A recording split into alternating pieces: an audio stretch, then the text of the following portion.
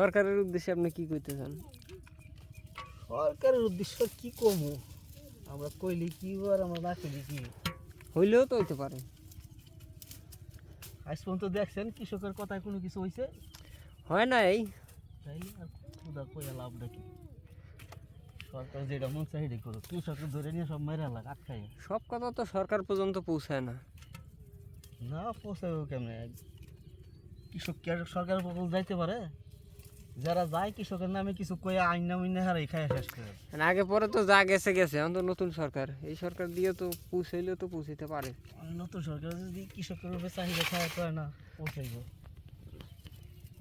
সে এই ব্যাপারে আপনি সরকারের উদ্দেশ্যে কি কইতে চান?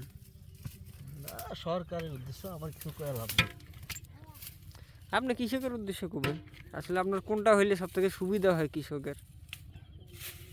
কৃষকের সুবিধা তো সার ওষুধ তেল।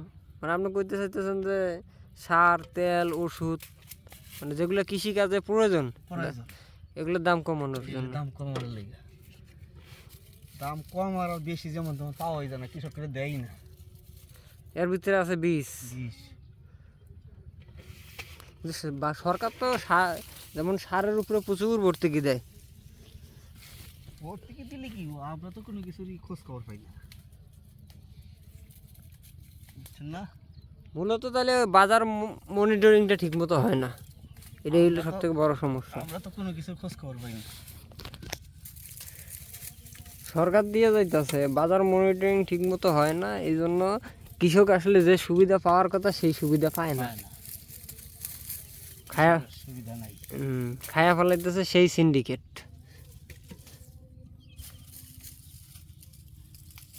সিন্ডিকেটই ব্যবসাটা করতেছে ভালো করে।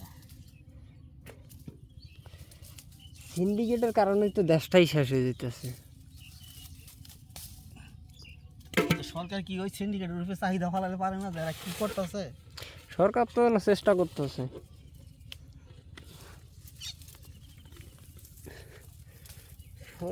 সরকারের মতো চেষ্টা করতেছে, কিন্তু সরকার যদি ওই সিন্ডিকেটের উপরে যদি একটু নজর রাখে তো তো সব হয়ে যাবে।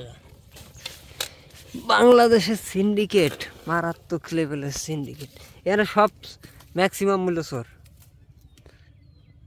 এরা চুরিটা সব থেকে বেশি ভালো বোঝে। বাংলাদেশের চোর খনি চোর বাংলাদেশ। এরা সব থেকে ভালো চুরিটা পাবে, বুঝে সবচেয়ে বেশি। সব কাজে সবচেয়ে চুরিটাই বেশি বুঝে।